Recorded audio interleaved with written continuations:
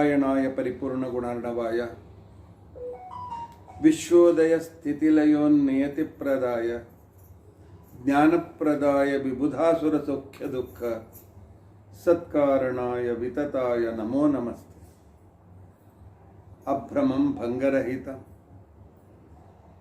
ಅಜಡಂ ವಿಮಲಂ ಸದಾ ಆನಂದತೀರ್ಥಮತುಲಂ ಭಜೆ ತಾಪತ್ರಯಾಪಹಂ. ಭವತಿ ಯದನುಭಾವಾದೇಡಮೂಕೋಪಿ ವಾಗ್ಮಿ ಜಡಮತಿರಪಿ ಜಂತುರ್ಜಾಯತೆ ಪ್ರಾಜ್ಞಮೌಲಿಃ. ಸಕಲ ವಚನಚೇತೋ ದೇವತಾ ಭಾರತೀ ಸಾ ಮಮ ವಚಸಿ ನಿಧತ್ತಾಂ ಸನ್ನಿಧಿಂ ಮಾನಸೇ ಚ. ಅಸ್ಮದ್ಗುರು ಸಮಾರಂಭಾಂ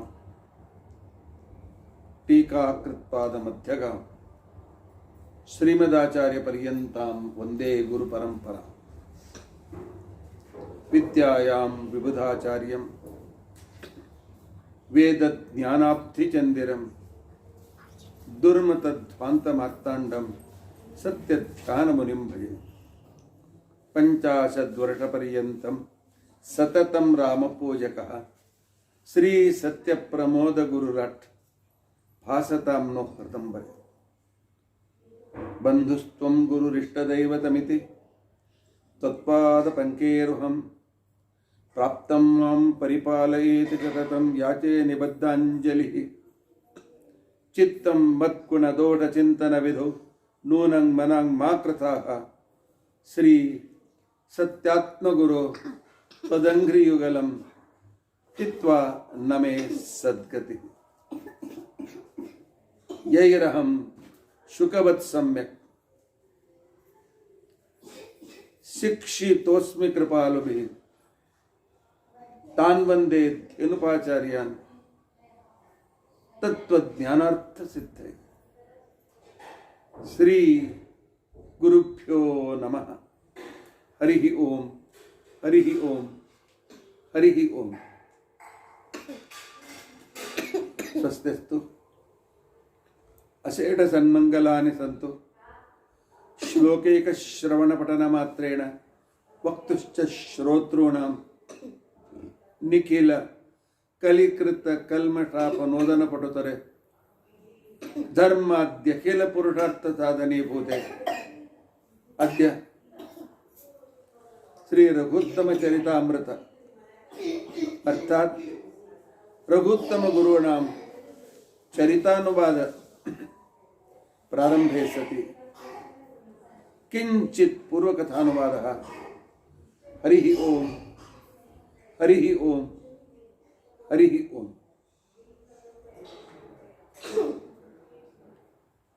ಹರೇ ರಾಮ ಹರೇ ರಾಮ ರಾಮ ರಾಮ ಹರೇ ಹರೇ. ಹರೇ ಕೃಷ್ಣ ಕೃಷ್ಣ ಕೃಷ್ಣ ಹರೇ ಹರೇ. ಹರೇ ರಾಮ ರಾಮ ರಾಮ ಹರೇ ಹರೇ. ಹರೇ ಕೃಷ್ಣ ಕೃಷ್ಣ ಕೃಷ್ಣ ಹರೇ ಹರೇ. ಹರೇ ರಾಮ ರಾಮ ರಾಮ ಹರೇ ಹರೇ. ಹರೇ ಕೃಷ್ಣ ಕೃಷ್ಣ ಕೃಷ್ಣ ಹರೇ ಹರೇ. ಹರೇ ರಾಮ ರಾಮ ರಾಮ ಹರೇ ಹರೇ. ಹರೇ ಕೃಷ್ಣ ಕೃಷ್ಣ ಕೃಷ್ಣ ಹರೇ ಹರೇ. ಶ್ರೀ ಗುರುಭ್ಯೋ ನಮಃ. ಹರಿ ಓಂ ಹರಿ ಓಂ ಹರಿ ಓಂ.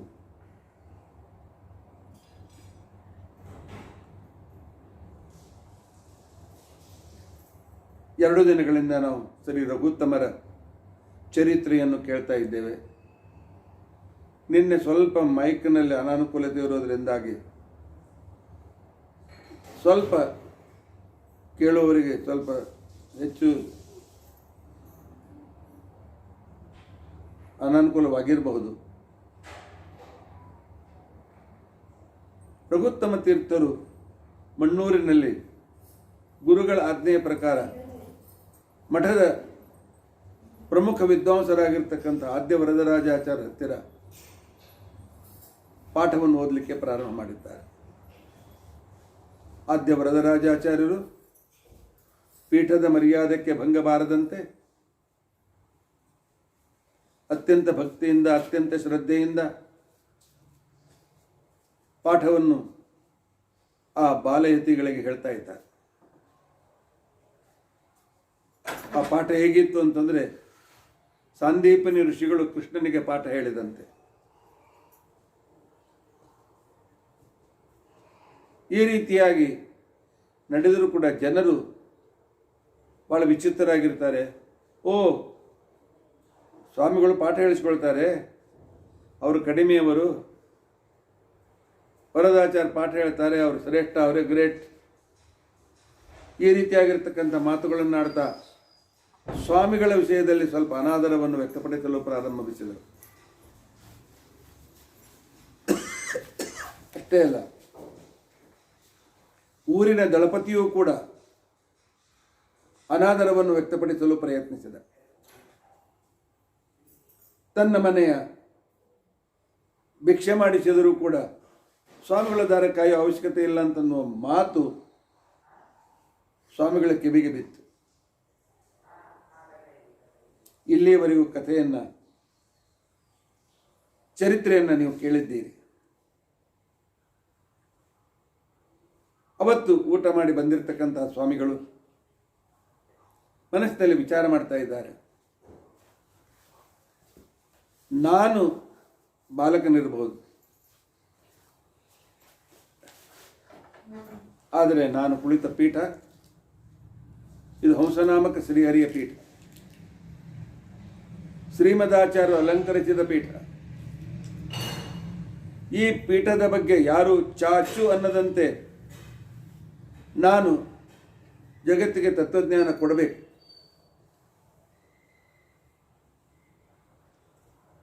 ನಮಗಿಂತ ಈ ಪೀಠದಲ್ಲಿ ಕುಳಿತವರಿಗಿಂತಲೂ ಅಲ್ಲಿ ವ್ಯಕ್ತಿ ಮಹತ್ವವಲ್ಲ, ಪೀಠದ ಮಹತ್ವ ಇದೆ. ಇವರಿಗಿಂತ ಶ್ರೇಷ್ಠ ವಿದ್ವಾಂಸರಿದ್ದಾರೆ ಅಂತನ್ನುವ ಮಾತು ಬರಬಾರದು. ಆದರೆ ನಮ್ಮ ಗುರುಗಳು ಬೇಗ ಕಾಲವಶರಾದ್ದರಿಂದಾಗಿ, ವೃಂದಾವನಸ್ಥರಾದ್ದರಿಂದಾಗಿ ನಾನು ಪಾಠ ಹೇಳಿಸ್ಕೊಳ್ತಕ್ಕಂಥ ಸಂದರ್ಭ ಬಂದಿದೆ. ಇಲ್ಲ, ನಾಳಿನಿಂದ ಈ ಸ್ಥಿತಿ ಆಗಬಾರ್ದು. ನಾನು ನಾಳಿನಿಂದಲೇ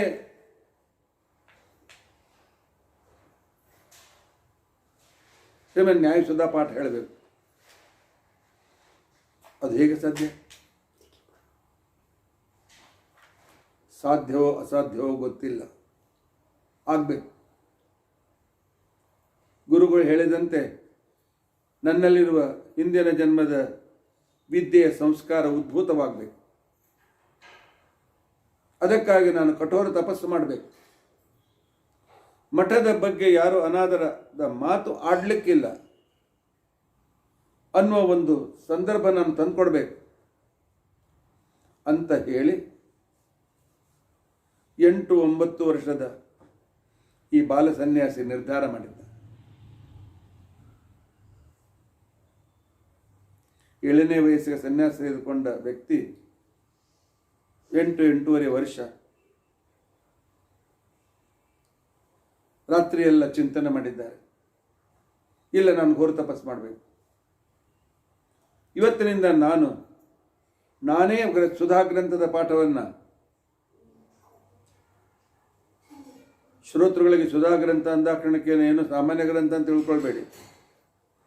12 ವರ್ಷ ಗುರುಕುಲದಲ್ಲಿ ವ್ಯಾಕರಣ, ನ್ಯಾಯಶಾಸ್ತ್ರ ಮತ್ತು ಮೀಮಾಂಸ ಈ ಗ್ರಂಥಗಳನ್ನು ಅಧ್ಯಯನ ಮಾಡಿದ ವ್ಯಕ್ತಿ ಶ್ರೀಮನ್ ನ್ಯಾಯಸುಧಾ ಗ್ರಂಥದ ಪಾಠಕ್ಕೆ ಕುಳಿತುಕೊಳ್ಳಲಿಕ್ಕೆ ಯೋಗ್ಯನಾಗ್ತಾನೆ. ಹೇಳಬೇಕು ಅಂತಿಕೊಂಡಂತಂದ್ರೆ ಈ 4 ಶಾಸ್ತ್ರಗಳಲ್ಲಿ, ಅದರ ಜೊತೆಲಿ ವೇದಾಂತದಲ್ಲಿ ಮಹಾಪರಿಣತಿ ಬೇಕು. ಅಂಥದ್ದನ್ನು ನಾನು ನಾಳಿನಿಂದ ನಾನು ಪಾಠ ಹೇಳಬೇಕು. ಇಲ್ಲ, ಪಾಠ ಹೇಳುವವರಿಗೂ ನಾನು ಊಟ ಇಲ್ಲ ಅಂತ ನಿರ್ಧಾರ ಮಾಡಿದ ಆ ಬಾಲಯತಿ. ಮರುದಿವಸ ಪೂಜೆ ಆಯಿತು, ನೈವೇದ್ಯ ಆಯಿತು. ದಿವಾಂಡರನ್ನು ಕರೆದು ಹೇಳಿದರು ಸ್ವಾಮಿಗಳು, ನಾನು ಇವತ್ತು ನನ್ನ ಉಪವಾಸ ಇದೆ, ಇವತ್ತು ಏನೋ ದೇವರಲ್ಲಿ ನನ್ನ ಇಚ್ಛೆ ಇದೆ, ಅದು ಪೂರ್ತಿಯಾಗುವವರೆಗೂ ನಾನು ಊಟ ಮಾಡೋದಿಲ್ಲ, ಎಲ್ಲರದ್ದು ಊಟ ಆಗಲಿ ಅಂತಕೊಂಡು ಹೇಳಿಬಿಟ್ಟಿದ್ದಾರೆ. ಏನೋ ಸಣ್ಣ ವಯಸ್ಸು, ಬಾಲಹಠ, ಏನೋ ಒಂದು ಹಠ ಇರ್ಬೋದು. ಆಯ್ತು, ಇವತ್ತೆಲ್ಲ ನಾಳೆ ಊಟ ಮಾಡ್ತಾರೆ, ಮಧ್ಯಾಹ್ನ ಏನಾದರೂ ಫಲಾಹಾರ ತೆಗೆದುಕೊಳ್ತೀರಾ ಅಂತ ಕೇಳಿದವರಿಗೆ ಕಳಿಸ್ಬಿಟ್ಟಿದ್ದಾರೆ ದೂರ. 2 ದಿನ ಆಯಿತು, 3 ದಿನ ಆಯಿತು, 4 ದಿನ ಆಯಿತು, ನಿರ್ಧಾರ ಬಿಡಲಿಲ್ಲ. ಪಂಡಿತರಿಗೂ ವಿದ್ವಾಂಸರಿಗೂ ಜನರಿಗೂ ಈ ಬಾಲ ವ್ಯಕ್ತಿಯಲ್ಲಿರ್ತಕ್ಕಂಥ ಆ ಒಂದು ನಿಷ್ಠೆ, ಆ ಒಂದು ವೈರಾಗ್ಯ ನೋಡಿ ಬಹಳ ಆಶ್ಚರ್ಯವಾಯಿತು. 5 ದಿನ ಆದ ನಂತರ 6ನೇ ದಿನದ ಬೆಳಗಿನ ಜಾವ 3 ಗಂಟೆ ನಂತರದ ಸಮಯ, ಕನಸಿನಲ್ಲಿ ರಘುವರಿಯರು ಬಂದಿದ್ದಾರೆ. ಪುತ್ರ, ನಿನ್ನ ನಿರ್ಧಾರ ಬಹಳ ಯೋಗ್ಯವಾದುದು. ನಿನ್ನಲ್ಲಿ ಇಂಥ ಒಂದು ದೀಕ್ಷೆ ಇದೆ ಅಂತ ಅನ್ನೋದು ನಾನು ಕಲ್ಪನೆ ಮಾಡಿರಲಿಲ್ಲ. ಆದರೆ ನಿನ್ನಲ್ಲಿ ನೀನು ಜೋಕೋದ್ಧಾರಕನಾಗ್ತಿ ಅಂತ ಅನ್ನೋದನ್ನು ಗುರುಗಳು ಹೇಳಿದರು.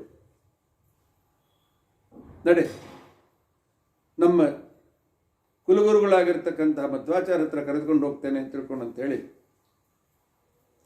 ಅವರು ಕೈ ಹಿಡಿದು ಮಹಾಬದರಿಗೆ ಅವರನ್ನು ಕರೆದುಕೊಂಡು ಹೋದಂತೆ. ಅಲ್ಲಿ ಶ್ರೀಮದಾಚಾರ್ಯ ಹತ್ರ ಕರೆದುಕೊಂಡು ಬಂದಾಗ, ಇವರು ನಿಮ್ಮ ಪೀಠದ ಮೇಲೆ ಕುಳಿತ ಬಾಲಕ ಇವನಿಗೆ ಇನ್ನೊಬ್ಬರ ಕಡೆಯಿಂದ ಪಾಠ ಹೇಳಿಸಿಕೊಳ್ಳೋದಲ್ಲ, ಜಗತ್ತಿಗೆ ಪಾಠ ಹೇಳಬೇಕು ಅಂತನ್ನುವ ಒಂದು ಹಠ ಬಂದಿದೆ. ತಾವೇ ಶ್ರೀಮದಾಚಾರ್ಯ ಜಗತ್ತಿನ ಜಗದ್ಗುರುಗಳು ನೀವು ಅಂತ ಹೇಳಿದಾಗ ಮಧ್ವಾಚಾರ್ಯರು ನಕ್ಕೆ ಹೇಳ್ತಾರೆ, ಯೋಗ್ಯವಾಗಿದೆ, ಆಗ್ತಾನೆ, ನಾಳಿನಿಂದ ಪಾಠ ಹೇಳ್ತಾನೆ. ಆದರೆ ಮೊದಲು ನಮ್ಮ ಗುರುಗಳಾದ ವೇದವ್ಯಾಸರ ಅನುಗ್ರಹ ತೆಗೆದುಕೊಳ್ಳಿ ಅಂತೇಳಿ ಅಲ್ಲಿ ಕೈ ತೋರಿಸಿದ್ದಾರೆ. ಬಾಲಕನನ್ನು ವೇದವ್ಯಾಸರ ಹತ್ರ ಕರೆದುಕೊಂಡು ಬಂದು ರಘುವರಿಯರು ಹೇಳಬೇಕು ಅಂತನ್ನು ಬಯಸಿದಾಗ ಪರಮಾತ್ಮ ಹೇಳಿದ, ನನಗೆಲ್ಲ ಗೊತ್ತಿದೆ, ಯೋಗ್ಯ ಕಾಲ ಬಂದಿದೆ, ಚಿಂತೆ ಮಾಡೋದು ಬೇಡ ಅಂಥೇಳಿ ರಘುತ್ತಮರನ್ನು ತನ್ನ ಹತ್ತಿರ ವೇದವ್ಯಾಸರು ಕರೆದು ನಾಲಿಗೆ ತೆಗೆ ಅಂತ ತಿಳ್ಕೊಂಡು ಅಂತ ಹೇಳಿದರು. ನಾಲಿಗೆ ಮೇಲೆ ಸರಸ್ವತಿ ಬೀಜಾಕ್ಷರವನ್ನು ಬರೆದಿದ್ದ. ಸರಿ, ನಿನ್ನ ಮೇಲೆ ಗುರುಗಳ ಅನುಗ್ರಹ ಇರೋದ್ರಿಂದ ನಾನು ಅನುಗ್ರಹ ಮಾಡಿದ್ದೇನೆ, ನಾಳೆ ಬೆಳಗ್ಗಿನಿಂದ ನ್ಯಾಯಸುಧ ಪಾಠ ಹೇಳು. ಈಗ ಮಧ್ಯರಾತ್ರಿ ಆಗಿದೆ, ಬೆಳಿಗ್ಗೆ ಆಗುವಷ್ಟರಲ್ಲಿ ನೀನು ಹೇಳ್ತಾ ಹೋಗು, ನಿನಗೆಲ್ಲ ವಿಷಯಗಳು ತಾನಾಗೆ ಮುಖೋದ್ಗತವಾಗಿ ಬರ್ತವೆ ಅಂತ ತಿಳ್ಕೊಂಡು ಅಂತ ಹೇಳಿ ವೇದವ್ಯಾಸರು ಹೇಳಿದಾಗ ರಘುವರರು ಪುನಃ ಮಧ್ವಾಚಾರ್ಯ ಹತ್ರ ಕರೆದುಕೊಂಡು ಬಂದಿದ್ದಾರೆ. ಮಧ್ವಾಚಾರ್ಯರು ತಲೆ ಮೇಲೆ ಕೈ ಇಟ್ಟಾಗ ರಘುವರ್ಯ ತೀರ್ಥರ ಕಣ್ಣಲ್ಲಿಯೂ ಸತತವಾಗಿ ಆನಂದಾಶ್ರುಗಳು ಸುರಿತಾ ಇದೆ. ರಘುತ್ತಮರ ಕಣ್ಣಲ್ಲಂತೂ ವೇದವ್ಯಾಸರ ದರ್ಶನ, ಅವರ ಸ್ಪರ್ಶ, ಆ ಸ್ಪರ್ಶದಿಂದ ಉಂಟಾಗಿರ್ತಕ್ಕಂಥ ರೋಮಾಂಚ, ಅದರಿಂದ ಉಂಟಾಗಿರ್ತಕ್ಕಂಥ ಸತತ ಸುರಿಯುವ ಕಣ್ಣೀರು, ಆನಂದಾಶ್ರುಗಳು, ಅತ್ಯಂತ ಆನಂದ. ಮಧ್ವಾಚಾರ್ಯ ಹೇಳ್ತಾರೆ, ಹೋಗು ಮಗು, ನಿನ್ನ ಮೇಲೆ ನಿನ್ನಿಂದ ಲೋಕೋದ್ಧಾರವಾಗಬೇಕಾಗಿದೆ.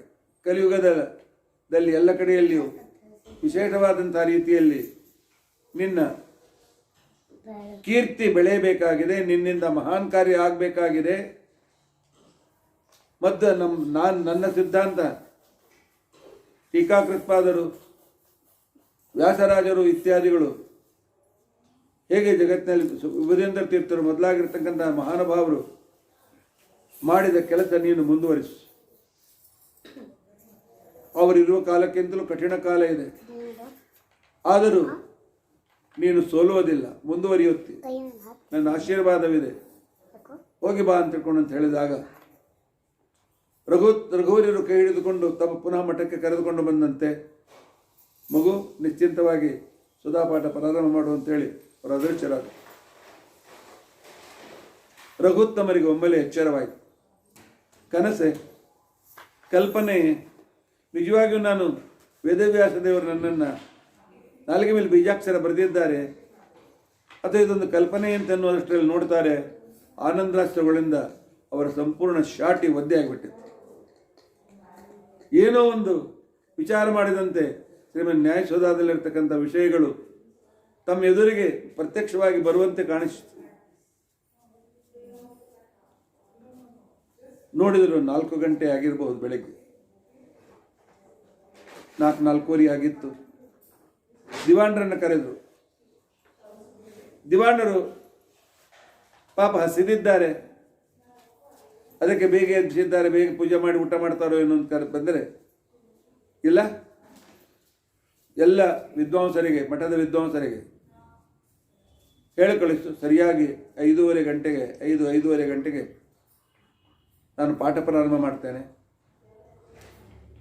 ವಿದ್ಯಾರ್ಥಿಗಳಿಗೆಲ್ಲ ಸುಧಾಕರಂತ ಕೈಯಲ್ಲಿ ತೆಗೆದುಕೊಂಡು ಬಾ ಅಂತ ತಿಳ್ಕೊಂಡು ಅಂತ ಹೇಳು, ಪಾಠದ ವ್ಯವಸ್ಥೆ ಆಗಲಿ ಅಂತ ತಿಳ್ಕೊಂಡು ಅಂತ ಹೇಳಿ ಸ್ನಾನ ಮಾಡಿ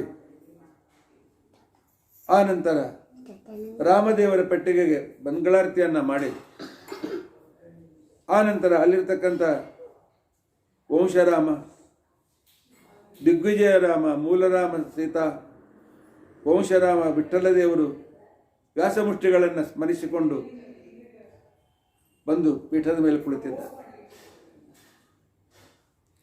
ಸ್ವಾಮಿಗಳು ಸುಧಾಪಾಠ ಹೇಳ್ತಾರೆ, ಎಲ್ಲರೂ ಬರಬೇಕು ಅಂತ ಕೊಂಡಂತನ್ನು ಸುದ್ದಿ ಕೇಳಿ ಮಠದಲ್ಲಿ 106 ಜನ ಪಂಡಿತರು.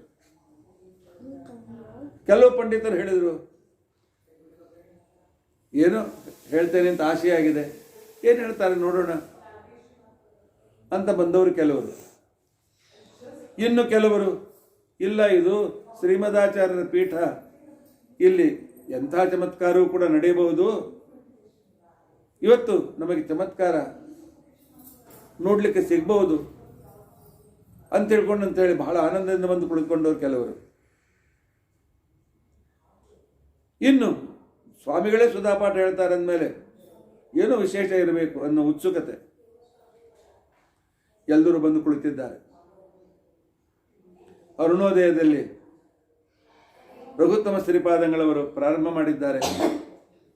ಶ್ರೇಯಪತ್ತೆ ನಿತ್ಯ ಗಣಿತ ಗುಣಮಾಣಿಕ್ಯ ವಿಶದ ಪ್ರಭಾಜಾಲೋಲ್ಲಾಸೋಪತ ಕಲಾವದ್ಯತಮತೆ ಜಗಜ್ಜನ್ಮಕ್ಷೇಮ ಪ್ರಲಯ ರಚನಾಶೀಲೋ ಪುಟೆ ನಮೋ ಅಶೇಷಾಮ್ನಾಯ ಶ್ರುತಿ ಯುತ್ತಾಯ ಹರೈ.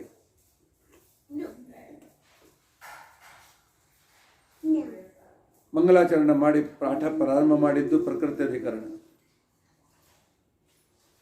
ಅತ್ಯಂತ ಜಟಿಲವಾದದ್ದು, ವಿಸ್ತೃತವಾದದ್ದು.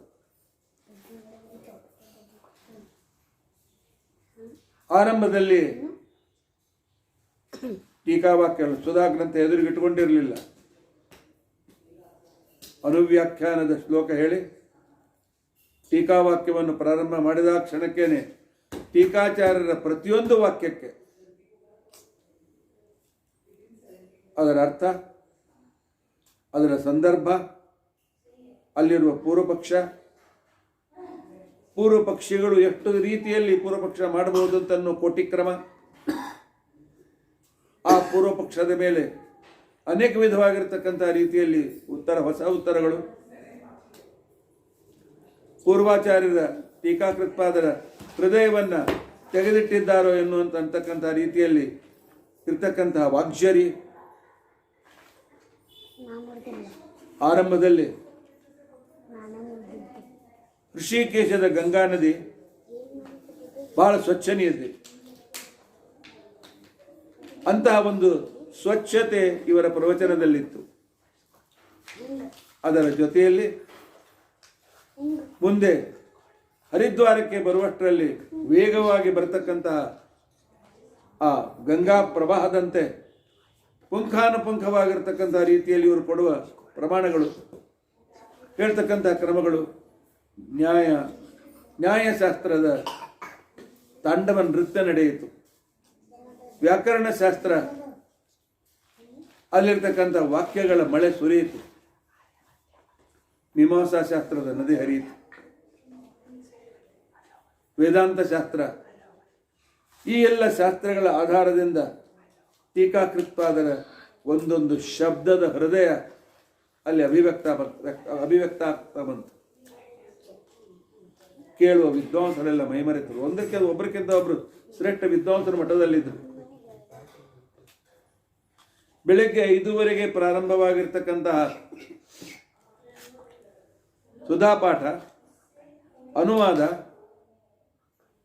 ಮಧ್ಯಾಹ್ನ 11 ಆಗಿದ್ರು ಇನ್ನೂ ನೆಂದಿರಲಿಲ್ಲ. ದಿನಾಲು ಪಾಠ ಹೇಳ್ತಕ್ಕಂತಹ ವಿದ್ವೋತ್ತಮರಾಗಿರ್ತಕ್ಕಂತಹ ಆದ್ಯ ವರದರಾಜಾಚಾರ್ಯರು ದಿನಾಲು ಪಾಠ ಹೇಳುವಂತ 9 ಗಂಟೆಗೆ ಬಂದಿದ್ದಾರೆ. ನೋಡ್ತಾರೆ ಶ್ರೀಗಳವರು ಸುಧಾ ವ್ಯಾಖ್ಯಾನವನ್ನು ಮಾಡ್ತಾ ಇದ್ದಾರೆ. ಅನೇಕ ಕೋಟಿಕ್ರಮಗಳ ಮುಖಾಂತರ ವಿಷಯವನ್ನು ತಿಳಿಸಿಕೊಡ್ತಾ ಇದ್ದಾರೆ. 1-2 ನಿಮಿಷ ನಿಂತು ನೋಡಿದ ಮೇಲೆ ಗೊತ್ತಾಯಿತು, ನನಗೂ ಗಹನವಾದ ವಿಷಯವನ್ನು ತಿಳಿಸಿ ಹೇಳ್ತಾ ಇದ್ದಾರೆ ಇವರು ಅಂತ ಹೇಳ್ಕೊಂಡು ಅವರಲ್ಲೇ ನಿಂತುಕೊಂಡು ಕೂತ್ಕೊಳ್ಬೇಕು ಅಂತ ಎಚ್ಚರ ಬರಲಿಲ್ಲ ಅವರಿಗೆ. ಅವರಿಂದ ಬರ್ತಕ್ಕಂಥದ್ದನ್ನು ನಿಂತುಕೊಂಡು 3 ಗಂಟೆವರೆಗೂ ಕೇಳಿದ್ದಾರೆ.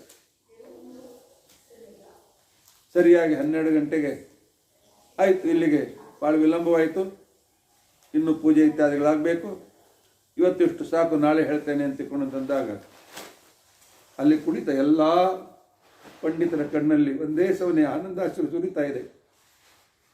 ಎಂಥ ಅದ್ಭುತ ಪ್ರವಚನ! ಈ ಬಾಲಯತಿಯಲ್ಲಿರ್ತಕ್ಕಂಥ ಈ ಅದ್ಭುತವಾದಂಥ ವಿದ್ಯೆ ಎಲ್ಲಿಂದ ಬಂತು? ಈ ವ್ಯಕ್ತಿ ಯಾವಾಗ ಓದಿದ? ಈ ರೀತಿಯಾಗಿರ್ತಕ್ಕಂಥದ್ದು, ಇಂಥ ಅದ್ಭುತವಾಗಿರ್ತಕ್ಕಂಥ ಚಮತ್ಕಾರ ನಡೆದಿದೆ. ಏನೋ ಬಾಲಕರು ಅಂತಿಕೊಂಡು ಬಂದು ಕುಳಿತುಕೊಂಡ್ರೆ ದಿಗ್ಗಜ ಪಂಡಿತರು ಕೂಡ ತಿಳಿಯದ ಅದ್ಭುತ ವ್ಯಾಖ್ಯಾನವನ್ನು ಮಾಡಿದ್ದ. ಪಾಠ ಹೇಳಿದ ವರದರಾಜಾಚಾರ್ಯರಿಗಂತೂ ಇಷ್ಟು ಸಂತೋಷವಾಗಿತ್ತು. ಓಡಿ ಬಂದಿದ್ದಾರೆ. ಕೆಳಗೆ ತಮ್ಮ ಮೊಳಕಾಲಿಟ್ಟು ಅವರ ಗುರುಗಳ ಕಾಲ ಮೇಲೆ ತಲೆಯನ್ನು ಇಟ್ಟಿದ್ದಾರೆ. ಅವತ್ತಿನ ದಿವಸ ತಮ್ಮ ಆನಂದಾಶ್ರಗಳಿಂದಲೇ ರಘುತ್ತಮರ ಪಾದವನ್ನು ತೊಳೆದಿದ್ದಾರೆ, ಅವರ ಪಾದಪೂಜೆಯನ್ನು ಮಾಡಿದ್ದಾರೆ. ಇಂತಹ ಅದ್ಭುತವಾಗಿರ್ತಕ್ಕಂಥ ಒಂದು ಚಮತ್ಕಾರ ಇದು ಗುರುಗಳ ಅನುಗ್ರಹದಿಂದ ಬಂದದ್ದು. ಶಾಸ್ತ್ರ ಹೇಳ್ತಾರೆ, ಟೀಕಾ ಶ್ರೀಮದಾಚಾರ್ಯರು ಬ್ರಹ್ಮಸೂತ್ರ ಭಾಷ್ಯದಲ್ಲಿ ಪ್ರಧಾನವದೇವಹಿ ತದುಕ್ತಂ ಅಂತನ್ನು ಸೂತ್ರ ವ್ಯಾಖ್ಯಾನ ಮಾಡುವಾಗ ಹೇಳ್ತಾರೆ, ಗುರುಪ್ರಸಾದೋ ಬಲವಾನ್ ತಸ್ಮಾತ್ ಬಲವತ್ತರ. ಗುರುಗಳ ಅನುಗ್ರಹದಿಂದ ಎಲ್ಲ ಶಾಸ್ತ್ರಗಳು ಕರತಲಾಮಲಕವಾಗುತ್ತವೆ. ಅಂತಹ ಗುರುಗಳ ಅನುಗ್ರಹ ಪಡೆಯಬೇಕು. ಗುರುಗಳ ಅನುಗ್ರಹ ಎದುರಿಗೆ ಬೇರೆ ಯಾವ ಅನುಗ್ರಹವೂ ಕೂಡ ಇಲ್ಲ. ಪರಮಾತ್ಮ ಸರ್ವೋತ್ತಮನಾಗಿದ್ದಾನೆ, ಆದರೆ ಗುರುಗಳ ಅನುಗ್ರಹ ಮಾಡಿದ ಮೇಲೆ ಮಾಡ್ತಾನೆ. ಗುರುಗಳಿಗೆ ಅಷ್ಟು ಮರ್ಯಾದೆಯನ್ನು ಕೊಡ್ತಾನೆ ಪರಮಾತ್ಮ. ವರದರಾಜಾಚಾರ್ಯ ಹೇಳ್ತಾರೆ, ನಾನು ಧನ್ಯನಾದೆ. ರಘುಬರಿಯರು ನನಗೆ ಒಪ್ಪಿಸಿದ ಭಾರ ಇಷ್ಟು ಬೇಗನೆ ಇಳಿತದೆ ಅಂತ ನಾನು ತಿಳ್ಕೊಂಡಿರಲಿಲ್ಲ. ನಮ್ಮ ಸ್ವಾಮಿಗಳು ಸುಧಾ ಗ್ರಂಥವನ್ನು ಪಾಠ ಹೇಳಬೇಕು, ಆ ರೀತಿ ತಯಾರು ಮಾಡಬೇಕು ಅಂತ ತಿಳ್ಕೊಂಡಂತೇಳಿ ರಘುವರಿ ನನಗೆ ಒಪ್ಪಿಸಿದ್ರು. ಎಷ್ಟು ವರ್ಷ ಹಿಡಿತದೋ, ಎಷ್ಟು ತಿಂಗಳು ಹಿಡಿತದೋ ಅಂತ ನಾನು ಕಾಯ್ತಾ ಇದ್ದೆ. ಇಷ್ಟು ಬೇಗ ನನ್ನ ಜವಾಬ್ದಾರಿ ಪೂರ್ತಿಯಾಯಿತು. ಸ್ವಾಮಿ, ಇವತ್ತಿನ ನಿಮ್ಮ ವ್ಯಾಖ್ಯಾನದಲ್ಲಿ ಬಂದ ಎಷ್ಟೋ ವಿಷಯ ನನಗೂ ಅರ್ಥವಾಗಲಿಲ್ಲ. ಯಾವ ವ್ಯಕ್ತಿ ನ್ಯಾಯಾಮೃತದ ಒಂದೇ ಒಂದು ದಿವಸ ನೋಡಿ ಅದರ ಮೇಲೆ ವ್ಯಾಖ್ಯಾನವನ್ನು ಮಾಡಿದ ವ್ಯಕ್ತಿ ವರದರಾಜಾಚಾರ್ಯ ಇದ್ರು, ಅವ್ರು ಹೇಳ್ತಾರೆ, ಚಿಂತನೆ ಮಾಡುವಷ್ಟು ಗಹನವಾಗಿರ್ತಕ್ಕಂಥ ವಿಚಾರ ಇದೆ, ಪುನಃ ಪುನಃ ಚಿಂತನೆ ಮಾಡಬೇಕು. ಸ್ವಾಮಿ, ನಾನು ಉದ್ಧತನಾದೆ, ನನ್ನ ಜನ್ಮ ಸಫಲವಾಯಿತು. ಇವತ್ತು ನಿಮ್ಮ ಪ್ರವಚನವನ್ನು ಕೇಳಿದ ಜನರೆಲ್ಲರೂ ಮುಕ್ತಿ ಭಾಗ್ಯರಾಗ್ತಾರೆ, ಮುಕ್ತಿ ಭಾಗ್ಯವನ್ನು ಪಡೆಯತಕ್ಕಂಥವರಾಗ್ತಾರೆ. ಅಂತ ಅತ್ಯಂತ ಗದ್ಗದಿತವಾಣಿ ಅಂತ ಹೇಳಿದ ಮೇಲೆ ರಘುತ್ತಮ ಅದೆಲ್ಲಪ್ಪ ನಮ್ಮ ಗುರುಗಳ ಅನುಗ್ರಹ. ರಾತ್ರಿ ಸ್ವಪ್ನದಲ್ಲಿ ಗುರುಗಳು ಬಂದರು, ಸದಾಪಾಠ ಹೇಳು ಅಂತಂದ್ರು, ಹೇಳಿದೆ. ಅವ್ರು ನುಡಿದದ್ದೆಲ್ಲ ಅವರ ಮಾತು, ನಾನು ಸುಮ್ಮನೆ ಅದರ ಅನುವಾದಕ ಅಂತಿಕೊಂಡು ಅಂತೇಳಿ ವಿನಯವನ್ನು ತೋರಿಸಿದ್ದಾರೆ. ಆನಂತರ ಮರುದಿನ ಊರಿನ ರಾಜನನ್ನು ಕರೆದು ಎಲ್ಲ ವಿದ್ವಾಂಸರನ್ನು ಕೂಡಿಸಿ, ಆನಂತರ ಊರಿನ ಅಗ್ರಗಣ್ಯ ವ್ಯಕ್ತಿಗಳು ಗೃಹಸ್ಥರನ್ನು ಕೂಡ ಕೂಡಿಸಿದ್ದಾರೆ. ಕೂಡಿಸಿ ಹೇಳ್ತಾರೆ,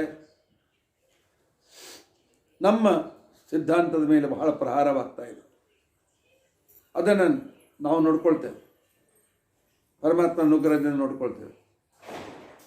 ಆದರೆ ಪ್ರತಿಯೊಂದು ಹಳ್ಳಿಯಲ್ಲಿರ್ತಕ್ಕಂಥ ಜನರು ಹೇಗೆ ನಮ್ಮ ಪ್ರಾಣ ಉಳಿದೀತು ಅಂತ ತಿಳ್ಕೊಂಡು ಅಂತ ಹೇಳಿ ಹಳ್ಳಿಗಳಲ್ಲಿ ಎಲ್ಲೋ ಹೊಲದಲ್ಲಿ ಅಡಿಕೊಂಡು ಕಾಡಿನಲ್ಲಿ ಅಡಿಕೊಂಡು ತಮ್ಮ ಜೀವನ ನಡೆಸ್ತಾ ಇದ್ದಾರೆ. ಈ ದುಷ್ಟ ಮುಸಲ್ಮಾನರ ಆಕ್ರಮಣಕಾರಿಗಳ ಇದರಿಂದ ಬೆಂದು ಬೆಂಡಾಗಿದ್ದಾರೆ. ದೇವರಿದ್ದಾನೋ ಇಲ್ಲವೋ ಅಂತ ಅನ್ನೋ ಸಂಶಯ ಮನಸ್ಸಿನಲ್ಲಿ ಬರ್ತಾ ಇದೆ. ಎಲ್ಲಿದ್ದಾನೆ ದೇವರು ಅಂತ ತಿಳ್ಕೊಂಡಂತನೋ ಚಿಂತನೆ ಮಾಡ್ತಾ ಇದ್ದಾರೆ. ಅಂಥವರಿಗೆ ದೇವರಲ್ಲಿ ವಿಶ್ವಾಸ ಹುಟ್ಟಿಸ್ಬೇಕು. ಅದಕ್ಕೋಸ್ಕರ ಮೊದಲು ಕರ್ನಾಟಕದಲ್ಲಿ ಎಷ್ಟು ಹಳ್ಳಿಗಳಿವೆ ಲೆಕ್ಕ ಹಾಕಿ, ನಮ್ಮ ಮಠದಿಂದ ತಯಾರಾಗಿರ್ತಕ್ಕಂತಹ ವಿದ್ವಾಂಸರು ಒಂದೊಂದು ಹಳ್ಳಿಯ ಜವಾಬ್ದಾರಿಯನ್ನು ತೆಗೆದುಕೊಳ್ಳಲಿ. ಜಿಲ್ಲೆಗೆ ಒಬ್ಬರು, ತಾಲೂಕಿಗೆ ಮತ್ತೊಬ್ಬರು, ಹಳ್ಳಿಗೆ ಮತ್ತೊಬ್ಬರು, ಅಷ್ಟು ವಿದ್ವಾಂಸರು ಇಲ್ಲದೆ ಇದ್ದ ದಾಸರನ್ನು ತಯಾರು ಮಾಡೋಣ ನಾವು. ಆನಂತರ ಇನ್ನು ಮಠದ ಸ್ವಾಮಿಗಳು ಅಂತಂದರೆ ಬಾಳೆ ಎಲೆ ಮೇಲೆ ಪೂಜೆ ಮಾಡುವ ಒಬ್ಬ ಸಾಮಾನ್ಯ ಸನ್ಯಾಸಿ ಅಂತಕ್ಕಂಥ ಭಾವನೆ ಹೋಗಬೇಕು. ಇದು ವೇದಾಂತ ಸಾಮ್ರಾಜ್ಯ, ಈ ಸಾಮ್ರಾಜ್ಯದಂತೆ ಇರಬೇಕು. ಅದಕ್ಕೋಸ್ಕರ ಇವತ್ತಿನಿಂದ ಮಠದಲ್ಲಿ ದೇವರ ಪೂಜೆ ಬಂಗಾರದ ಮಂಟಪದಲ್ಲಿ, ರತ್ನ ಮಂಟಪದಲ್ಲಿ ಆಗಲಿಕ್ಕೆ ಪ್ರಾರಂಭವಾಗಬೇಕು. ಸಾಮಾನ್ಯ ಜನರಿಗೂ ಕೂಡ ಆ ಪರಮಾತ್ಮ ಮರ್ತಮಂಟಪದಲ್ಲಿ ಕುಳಿತುಕೊಂಡಾಗ ಅವನನ್ನು ನೋಡಿ ಆನಂದಿತರಾಗಿ, ಮೊದಲು ಅವರು ದೇವರನ್ನು ನೋಡ್ಲಿಕ್ಕೆ ಬರೋದಿಲ್ಲ, ಸಾಮಾನ್ಯ ಜನರು ವೈಭವ ನೋಡ್ಲಿಕ್ಕೆ ಬರ್ತಾರೆ. ಬರಲಿ, ವೈಭವವನ್ನು ಕೂಡ ನಾವು ಮಾಡೋಣ. ಆದ್ದರಿಂದಾಗಿ ಮೊದಲು ಎಲ್ಲ ನಮ್ಮ ಮಠದ ವಿದ್ವಾಂಸ ಊರೂರಲ್ಲಿರ್ತಕ್ಕಂಥ ಪ್ರತಿಯೊಬ್ಬರೂ ಬರಲಿ, ಸಭೆ ಕರೆಯೋಣ, ಪ್ರತಿಯೊಬ್ಬರಿಗೂ ಜವಾಬ್ದಾರಿ ಕೊಡೋಣ. ಪ್ರತಿಯೊಂದು ಊರಿಗೆ ಒಬ್ಬ ಮಠಾಧಿಕಾರಿಗಳನ್ನು ನೇಮಿಸೋಣ. ಅವರು ನಮ್ಮ ಮಠದ ಸಂದೇಶವನ್ನು ಜನರಿಗೆ ಮುಟ್ಟಿಸ್ಬೇಕು, ನಮ್ಮ ಮಠದ ಉದ್ದೇಶವನ್ನು ಪೂರ್ತಿ ಮಾಡಬೇಕು. ಆ ಮಠಾಧಿಕಾರಿಗಳು ಹೇಳಿದಂತೆ ಆ ಊರಿನ ಜನ ಧರ್ಮಾಚರಣೆಯನ್ನು ಮಾಡಬೇಕು. ಅಂಥ ನಿಸ್ಪೃಹರಾದ ವಿದ್ವಾಂಸರಾದ ಮಠಾಧಿಕಾರಿಗಳನ್ನು ನಾವು ನೇಮಿಸೋಣ. ಇನ್ನು ಮೇಲೆ ಸಿರಿವಂತರು ದೇವರ ಪೂಜೆಗಾಗಿ ತಾವು ಗಳಿಸಿದ್ದರಲ್ಲಿ ಹಣವನ್ನು ಮಠಕ್ಕೆ ಕೊಡಲಿ, ನಮಗಲ್ಲ, ಮಠಕ್ಕೋಸ್ಕರ ಕೊಡಬೇಕು. ಇನ್ನು ಮಠದಲ್ಲಿ ರಾಮದೇವರ ಪೂಜೆ ಒಬ್ಬ ರಾಜನಂತ ಪೂಜೆ ಆಗಬೇಕು. ಆನೆ, ಒಂಟೆ, ಕುದುರೆ ಇವೆಲ್ಲವೂ ಕೂಡ ಮಠದಲ್ಲಿ ಬರಲಿ ಅಂತ ಸೂಚನೆ ಮಾಡಿ ರಘುತ್ತಮರು ಅವತ್ತಿನ ತಮ್ಮ ವಿಚಾರವನ್ನು ಅಭಿವ್ಯಕ್ತಪಡಿಸಿದ್ದಾರೆ. ಇದು ವೇದಾಂತ ಸಾಮ್ರಾಜ್ಯ. ಈಗ ಒಬ್ಬ ಸಾಮಂತ ಒಬ್ಬ ನವಾಬ ಒಬ್ಬ ಆನೆ, ಅಂಬಾರಿ ಇತ್ಯಾದಿಗಳಿಂದ ಶೋಭಿತನಾದಾಗ ನಮ್ಮ ರಾಮದೇವರು ಶೋಭಿತರಾಗೋದು ಬೇಡವೆ? ನಮ್ಮ ರಾಮದೇವರು ಕೇವಲ ಬಾಳೆ ಎಲೆ ಮೇಲೆ ಯಾಕೆ ಪೂಜೆ ತೆಗೆದುಕೊಳ್ಬೇಕು ಅಂತ ಹೇಳಿದ ಕ್ಷಣಕ್ಕೇನೆ ಯಾವ ದಳಪತಿ, ಯಾವ ಆ ಮಣ್ಣೂರಿನ ಪ್ರದೇಶದ ರಾಜ ಈ ರಘುತ್ತರು ಊಟಕ್ಕೆ ಲೇಟ್ ಬಂದಾಗ ಅವ್ರ ದಾರಿ ನೋಡೋದೇನು ಕಾರಣ ಅಂತಿಕೊಂಡಂಥ ವ್ಯಕ್ತಿ ಮರುದಿವಸ ಬಂದು ತನ್ನೆಲ್ಲ ಕೋಶದ ಸಂಪತ್ತಿಯನ್ನು ಅವರು ಎದುರುಗಿಟ್ಬಿಟ್ಟಿದ್ದಾನೆ. ನೂರಾರು ಗಾಡಿಗಳಲ್ಲಿ ತುಂಬಿಕೊಂಡು ತಂದು, ಸ್ವಾಮಿ ಇದೆಲ್ಲ ನಿಮ್ಮ ಸಂಪತ್ತು, ನಿಮ್ಮನ್ನು ಸಾಮಾನ್ಯ ವ್ಯಕ್ತಿ ಅಂತ ನಾನು ತಿಳ್ಕೊಂಡಿದ್ದೆ, ನೀವು ಹೇಳಿದಂತೆ ರಾಮದೇವರ ಪೂಜೆ ವಿಜೃಂಭಣೆಯಿಂದ ಆಗಲಿ ಅಂತ ಹೇಳಿ ಒಪ್ಪಿಸಿದಾಗ ರಾಜ ನಿಂದೇ ಜವಾಬ್ದಾರಿ. ರಾಮದೇವರಿಗೋಸ್ಕರ ಬಂಗಾರದ ಮತ್ತು ರತ್ನ ಖಚಿತವಾದ ಒಂದು ಮಂಟಪವನ್ನು ಮಾಡಿಕೊಡು. ರಾಮದೇವರ ಪೂಜೆಗೆ ಬಂಗಾರದ ಗಂಗಾಳ ಇರಲಿ, ಬಂಗಾರದ ಕಲಶಗಳಿರಲಿ, ಬೆಳ್ಳಿಯ ಪದಾರ್ಥಗಳಿರಲಿ, ಆನಂತರ ಚಿಕ್ಕ ನೈವೇದ್ಯ, ದೊಡ್ಡ ನೈವೇದ್ಯ, ಪ್ರತ್ಯೇಕ ಅಡಿಗೆಯವರು ಇರಲಿ, ಮಠದಲ್ಲಿ ನೀರಿನವರು ಬೇಕು. ನಾವು ಇನ್ನು ಮನೆಗೆ ಭಿಕ್ಷೆಗೆ ಅವರು ಮಾಡಿದ ಊಟ ಮಾಡಲಿಕ್ಕೆ ಹೋಗೋದಿಲ್ಲ. ಅಲ್ಲಿ ರಾಮ ಪೂಜೆ ಮಾಡಿ ಪ್ರತ್ಯೇಕವಾಗಿರ್ತಕ್ಕಂಥ ಚಿಕ್ಕ ನೈವೇದ್ಯ ಅನ್ನವನ್ನು ನಾವು ಸ್ವೀಕಾರ ಮಾಡ್ತೇವೆ. ಚಿಕ್ಕ ನೈವೇದ್ಯ ಅಂತಂದರೆ ಸ್ವಲ್ಪ ಜನರಿಗೆ ಮಾಡಿದ ನೈವೇದ್ಯ ಅಡಿಗೆ ಅಂತ ಅರ್ಥ ಅಷ್ಟೇ ಹೊರತು ರಾಮದೇವರ ನೈವೇದ್ಯ ಪ್ರತ್ಯೇಕವಾಗಿ. ಇನ್ನು ಸಾಮೂಹಿಕವಾಗಿರ್ತಕ್ಕಂಥ ರೀತಿಯಲ್ಲಿ ದಿನಕ್ಕೆ ಪರಮಾತ್ಮನಿಗೆ ಪ್ರಾತಃ ಕಾಲದಲ್ಲಿ ಎಬ್ಬಿಸಿ ವಿಜೃಂಭಣೆಯಿಂದ ಷೋಡಶೋಪಚಾರ ಪೂಜೆ ನಡೆಯಲಿ. ಅಷ್ಟು ಸಂಪತ್ತಿಯನ್ನು ಕೊಡು, ಉಳಿದದ್ದು ನೀನಿಟ್ಟುಕೋ, ಸಂದರ್ಭ ಬಂದಾಗ ನೋಡೋಣ ಅಂತ ತಿಳ್ಕೊಂಡಂತೆ. ಆನಂತರ ವರದರಾಜಾಚಾರ್ಯ ಕರೆದು ಹೇಳಿದರು, ಇಲ್ಲ, ಹಳ್ಳಿಗೆ ವಿದ್ವಾಂಸರು ಬೇಕಾಗಿದೆ. ಹಳ್ಳಿಗೂ ನಿಸ್ಪೃಹರಾಗಿರ್ತಕ್ಕಂಥ ವಿದ್ವಾಂಸರು ಬೇಕಾಗಿದೆ. ಅದಕ್ಕೋಸ್ಕರ ಮಣ್ಣೂರಿನಲ್ಲಿ ಒಂದು ವಿಶ್ವವಿದ್ಯಾಲಯವನ್ನು ಪ್ರಾರಂಭ ಮಾಡೋಣ. ಆ ಜವಾಬ್ದಾರಿ ನೀವು ವಹಿಸಬೇಕು. ನಾನು ಕೂಡ ಇಲ್ಲೇ ಇರ್ತೇನೆ, ಜವಾಬ್ದಾರಿ ನೋಡ್ಕೊಳ್ತೇನೆ, ನೀವು ಜವಾಬ್ದಾರಿಯನ್ನು ನೋಡ್ಕೊಳ್ಬೇಕು. ಎಲ್ಲ ರೀತಿಯ ಪಾಠ ಹೇಳುವ ಅಧ್ಯಾಪಕರಿಗೆ ನಾವು ವೇತನವನ್ನು ಕೊಡೋಣ. ನಮ್ಮ ಪಂಡಿತರು ಯಾವ ಬ್ರಾಹ್ಮಣರು ಉಪವಾಸ ಬೀಳಬಾರದು. ಅದರ ಜೊತೆಗೆ ಊರಿನ ಯಾವುದೇ ಜಾತಿಯ ಬಡ ವ್ಯಕ್ತಿಗಳಿರಲಿ, ಅವರು ಕೂಡ ಆಗಬಾರ್ದು. ಮಠದಲ್ಲಿ ಊಟ ಅಂತಕೊಂಡಂತಂದರೆ ದಿನಾಲು ಒಂದು 1000 ಜನರ ಊಟ ನಡೆಯಲಿ, ವಿಜೃಂಭಣೆಯಿಂದ ಊಟ ನಡೆಯಲಿ. ಆ ವ್ಯವಸ್ಥೆ ಮಾಡೋಣ ಅಂತಂದಾಗ ಎಲ್ಲರೂ ಒಪ್ಪಿಕೊಂಡಿದ್ದಾರೆ. ಕೆಲವೇ ದಿನಗಳಲ್ಲಿ ಅನೇಕ ದೇಶಾಂತರಗಳಿಂದ, ಅಂದರೆ ಬೇರೆ ಬೇರೆ ಜಿಲ್ಲೆಗಳಿಂದ, ಬೇರೆ ಬೇರೆ ಪ್ರದೇಶಗಳಿಂದ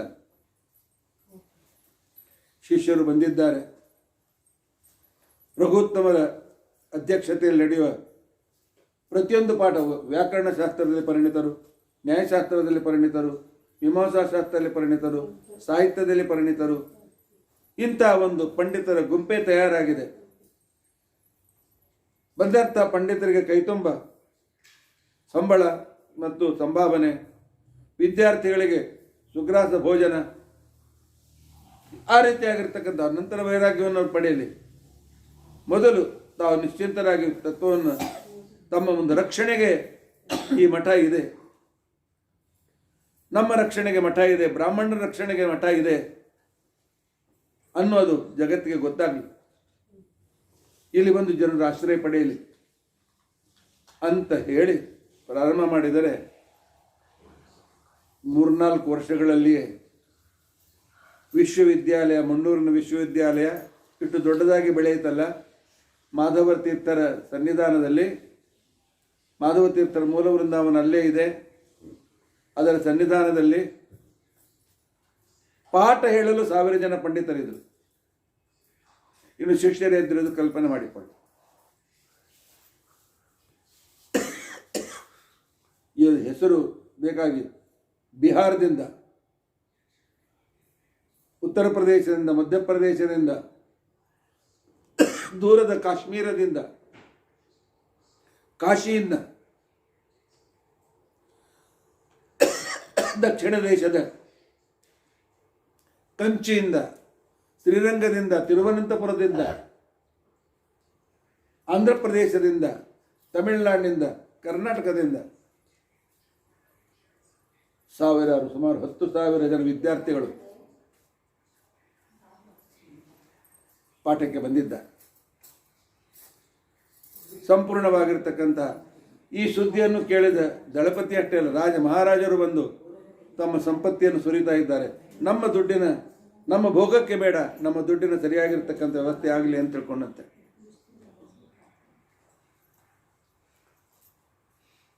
ವಿಜಯನಗರ ಸಾಮ್ರಾಜ್ಯ ಪತನವಾಗಿ ಹೋಗಿತ್ತು. ಆನಂತರ ಈ ಕಡೆಗೆ ಬಹಮನಿ ಸಂಪೂರ್ಣವಾಗಿರ್ತಕ್ಕಂತಹ ಕರ್ನಾಟಕದ ಕೆಲವು ಭಾಗ ಆಂಧ್ರ ಪ್ರದೇಶದಲ್ಲಿ, ಇನ್ನೊಂದು ಕಡೆಯಲ್ಲಿ ಆಂಧ್ರ ಪ್ರದೇಶದ ತುದಿಯಲ್ಲಿ ನಿಜಾಮರ ಆ ಒಂದು ವೈಶಿಷ್ಟ್ಯತೆ, ವಿಜಾಪುರ ಮಣ್ಣೂರಿನಿಂದ ಕೆಲವೇ ಮೈಲುಗಳಲ್ಲಿರ್ತಕ್ಕಂಥ ವಿಜಾಪುರದ ಆದಿಲ್ ಸಾಹಿಬ್ ರಾಜಕೀಯತ್ವ, ಅದರ ಜೊತೆಯಲ್ಲಿ ಅತ್ಯಂತ ಮಹತ್ವಾಕಾಂಕ್ಷೆಯಾಗಿರ್ತಕ್ಕಂಥ ಔರಂಗಜೇಬನು ದಕ್ಷಿಣದ ಮೇಲೆ ಅವನ ಯಾತ್ರೆ, ಅವನು ಕಳಿಸಿರ್ತಕ್ಕಂಥ ಅವನ ದಳಪತಿ ದಕ್ಷಿಣ ದೇಶದಲ್ಲಿ ನಲವತ್ತಲ್ಲಿಯೂ ವ್ಯಾಪ್ತವಾಗಿರ್ತಕ್ಕಂಥ ಸಮಯ, ಹಿಂದೂಗಳನ್ನು ಕಂಡರೆ ಕತ್ತರಿಸುವ ಆದಿಲ್ ಶಾ, ಅವನ ಮೂಗಿನ ಕೆಳಗೆ ಈ ವಿದ್ಯಾಪೀಠ ನಡೀತಾ ಇತ್ತು. ಇದನ್ನು ಕೇಳಿ ಒಂದ್ಸಲ ಅವನು ತನ್ನ ವಿಶಾಲ ಸೈನ್ಯವನ್ನು ತೆಗೆದುಕೊಂಡು ಮಂಡೂರಿನ ಕಡೆ ಬರ್ತಾ ಇದ್ದರೆ, ಇನ್ನು ಸಿಂದಗಿ ದಾಟಿರಲಿಲ್ಲ. ಅವನ ಸೈನಿಕರಿಗೆ ಮುಂದೆ ಏನೂ ಕಾಣಲೇ ಇಲ್ಲ. ಅವ್ರು ಹೇಳ್ತಾ ಇದ್ದಾರೆ, ಕುಚ್ नहीं दिखा, कुछ नहीं दिखा, कुछ नहीं क्या करे, कहाँ जाए. ಆಗ ಅವನು ಇಲ್ಲ, ಇದನ್ನು ಕೆಣಕಬಾರದು ಅಂತ ತಿಳ್ಕೊಂಡಂತೇಳಿ ಆ ಆದಿಲ್ ಶಾಹಿ ಅದಕ್ಕಿಂತ ಮೊದಲಿನವರು ತಿರುಗಿ ಹೋಗಿಬಿಟ್ಟಿದ್ದ. ಮುಂದೆ ಆದಿಲ್ ಶಾಹಿ ಅಂತ ರಾಜ್ಯ ಪ್ರಸಿದ್ಧಿ ಆಯಿತು ವಿಜಯಪುರದಲ್ಲಿ, ಆ ಮಾತು ಬೇರೆ. ಈ ರೀತಿಯಾಗಿರ್ತಕ್ಕಂಥ ಸಂದರ್ಭದಲ್ಲಿ ಒಬ್ಬ ದಕ್ಷಿಣದ ವಿದ್ವಾಂಸರು, ಅತ್ಯಂತ ಮಹಾಶ್ರೇಷ್ಠವಾಗಿರ್ತಕ್ಕಂಥ ವಿದ್ವಾಂಸರು ಟೀಕಾ ರಘುತ್ತಮರ ಹತ್ರ ಬಂದಿದ್ದಾರೆ. ಬಂದು ಹೇಳಿದ್ದಾರೆ, ನನಗೆ ನೀವು ಸನ್ಯಾಸವನ್ನು ಕೊಡಬೇಕು ಅಂತ ತಿಳ್ಕೊಂಡಂತೆ. ಆಗ ಅವರಲ್ಲಿರ್ತಕ್ಕಂಥ ಯೋಗ್ಯತೆ ನೋಡಿ ಇವರು ಬಹಳ ಯೋಗ್ಯರಾಗಿದ್ದಾರೆ ಅಂತ ಹೇಳಿ, ಆಗ ಅವರಿಗೆ ಸನ್ಯಾಸವನ್ನು ಕೊಟ್ಟು ಅವರಿಗೆ ರಘುಪತಿ ಅಂತ ತಿಳ್ಕೊಂಡಂತ ಹೇಳಿ ಹೆಸರನ್ನು ಇಟ್ಟಿದ್ದಾರೆ. ಅವರಿಗೆ ಒಂದೆರಡು ಪ್ರತಿಮೆಗಳನ್ನು ಕೊಟ್ಟು, ನೀವು ವಿಶೇಷವಾದಂಥ ರೀತಿಯಲ್ಲಿ ಈ ಒಂದು ರಘುಪತಿ ತೀರ್ಥರೇ ನೀವು ಎಲ್ಲ ಕಡೆಗೆ ಸಂಚಾರ ಮಾಡಿ ನಮ್ಮ ಮತವನ್ನು ಪ್ರಚಾರ ಮಾಡಿರಿ ಅಂತ ತಿಳ್ಕೊಂಡಂತಂದಾಗ, ರಘುಪತಿ ತೀರ್ಥರು ವಿಶೇಷವಾಗಿ ಆಂಧ್ರ ಮತ್ತು ಅರ್ಧ ತಮಿಳುನಾಡಿನಲ್ಲಿ ತಮ್ಮ ಈ ಕಾರ್ಯವನ್ನು ನಡೆಸಿದರು. ಮಧ್ಯದಲ್ಲಿ ಒಂದೇ ವಯಸ್ಸಾಗಿತ್ತು, ವಯಸ್ಸಾದ ಮೇಲೆ ಸನ್ಯಾಸ ತೆಗೆದುಕೊಂಡಿದ್ದರು. ಆನಂತರ ಮತ್ತೆ ಪುನಃ ಗುರುಗಳ ಹತ್ರ ಬಂದು ಅವರು ಗುರುಗಳು ಕೊಟ್ಟಿರ್ತಕ್ಕಂಥ ಪ್ರತಿಮೆಗಳನ್ನು ತೆಗೆದುಕೊಟ್ಟು ಅವರು ವೃಂದಾವನಸ್ಥರಾಗಿದ್ದಾರೆ. ಇಷ್ಟೇ ಅಲ್ಲ, ಬ್ರಾಹ್ಮಣರ ಮನಸ್ಸಿನಲ್ಲಿ ರಘುತ್ತಮರು ಅವರ ಶಿಷ್ಯರು ಬ್ರಾಹ್ಮಣರಿಗೆ ಹೇಳಿದ್ದಾರೆ, ಬ್ರಾಹ್ಮಣರು ಹಿಂಸೆ ಮಾಡಬಾರದು ಅನ್ನೋ ಶಾಸ್ತ್ರ ಇದ್ದರೂ ಕೂಡ ಯಾವ ಬ್ರಾಹ್ಮಣರಿಗೆ ವಿದ್ಯೆ ತತ್ವಜ್ಞಾನದಲ್ಲಿ ವಿಶೇಷ ಪ್ರಗತಿ ಆಗೋದಿಲ್ಲ, ಅವರ ಕೈಯಲ್ಲಿ ಶಸ್ತ್ರ ಹಿಡಿಯೋದನ್ನು ಕೂಡ ಕಲಿಯಲಿ. ಆತ್ಮರಕ್ಷಣೆಯು ಕೂಡ ಅಷ್ಟೇ, ಎಷ್ಟು ಆತ್ಮೋದ್ಧಾರ ಎಷ್ಟು ಶ್ರೇಷ್ಠವಾಗಿದೆಯೋ ಆತ್ಮರಕ್ಷಣೆಯು ಕೂಡ ಅಷ್ಟೇ ಅನಿವಾರ್ಯವಾಗಿದೆ. ಆತ್ಮರಕ್ಷಣೆಗೆ ನೀವು ಸನ್ನಿಹಿತರಾಗಬೇಕು ಅಂತನ್ನೋದನ್ನು ಧೈರ್ಯ ತುಂಬಿದ್ದಾರೆ. ಅನೇಕ ದಳಪತಿಗಳು ಎಚ್ಚೆತ್ತುಕೊಂಡು ಭೋಗವನ್ನು ಬಿಟ್ಟು ನವಾಬರಿಂದ ಸ್ವತಂತ್ರರಾಗಿದ್ದಾರೆ. ನಮ್ಮ ಸೇವೆ ಯಾವಾಗಲೂ ಮಠಕ್ಕೆ ಇದೆ ಅಂತ ತಿಳ್ಕೊಂಡಂತನ್ನೋದನ್ನು ತಿಳಿಸಿದ್ದಾರೆ. ಮಠದಲ್ಲಿ 10-12 ಆನೆಗಳು, ಕೆಲವು ಒಂಟೆಗಳು, 50ಕ್ಕಿಂತ ಹೆಚ್ಚು ಕುದುರೆಗಳು, ಚಕ್ಕಡಿ ಗಾಡಿಗಳು. ಯಾಕೆ ವಿದ್ವಾಂಸರನ್ನ, ಪಂಡಿತರನ್ನ, ವಿದ್ಯಾರ್ಥಿಗಳನ್ನು ಸಂಚಾರಕ್ಕೆ ಕರೆದುಕೊಂಡು ಹೋಗ್ಬೇಕು. ಇದೇ ಸಂದರ್ಭದಲ್ಲಿ ದಕ್ಷಿಣ ದೇಶದಲ್ಲಿ ಅತ್ಯಂತ ಮಹಾವಿದ್ವಾಂಸರು ಪ್ರಸಿದ್ಧರಾಗಿರ್ತಕ್ಕಂತಹ ಅನಂತ ವ್ಯಾಸಾಚಾರ್ಯರು ಅಂತಿಕೊಂಡಂತಕ್ಕಂತಹ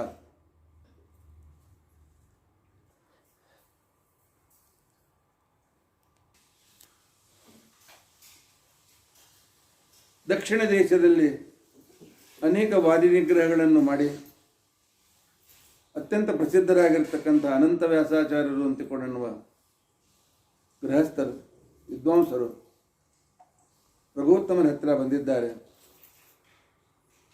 ಆ ನಂತರ ಅವರ ವಾದವೈಖರಿ, ಪಾಠ ಹೇಳುವ ಕ್ರಮ ನೋಡಿಕೊಂಡು ಆಶ್ಚರ್ಯಚಕಿತರಾಗಿದ್ದಾರೆ.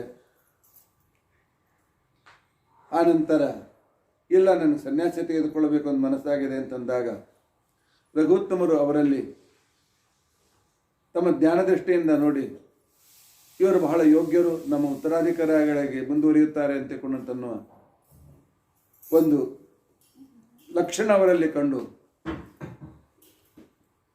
ಅವರನ್ನು ಆಶ್ರಮವನ್ನು ಕೊಟ್ಟು ಅವರಿಗೆ ವೇದವ್ಯಾಸ ತೀರ್ಥರು ಅಂತ ತಿಳ್ಕೊಂಡು ಅಂತ ಹೇಳಿ ಹೆಸರನ್ನು ಇಟ್ಟಿದ್ದಾರೆ. ವೇದವ್ಯಾಸ ದೇವರನ್ನು ಸಂಪೂರ್ಣ ದಕ್ಷಿಣ ದೇಶದಲ್ಲಿ ಆಂಧ್ರ ಪ್ರದೇಶ, ತಮಿಳುನಾಡು, ಕೇರಳ ಇತ್ಯಾದಿಗಳಲ್ಲಿ ವಾದ ನಿಗ್ರಹ ಮಾಡಬೇಕು ಅಂತನ್ನೋದಕ್ಕೋಸ್ಕರ ಅವರಿಗೆ ಆಜ್ಞೆ ಮಾಡಿ ಅವರಿಗೆ ಕೆಲವು ಸಾಮಾನ್ಯ ಪ್ರತಿಮೆಗಳನ್ನು ಕೊಟ್ಟು ಕಳಿಸಿದ್ದಾರೆ. ಈ ಕಡೆಗೆ ಆದ್ಯ ವರದರಾಜಾಚಾರ್ಯರಿಗೆ 110 ವರ್ಷಗಳಾಗಿತ್ತು.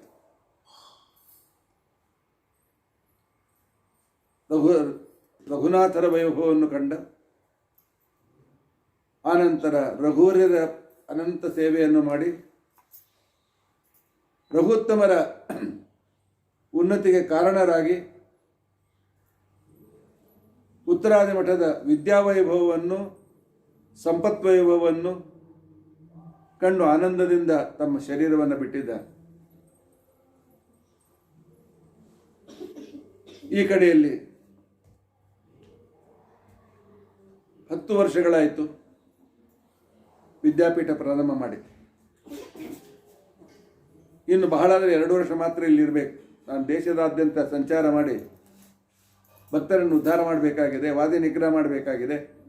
ಆದರೆ ಈ ವಿದ್ಯಾಪೀಠವನ್ನು ಸಮರ್ಥವಾಗಿ ನಡೆಸ್ತಕ್ಕಂಥವರು ಯಾರು?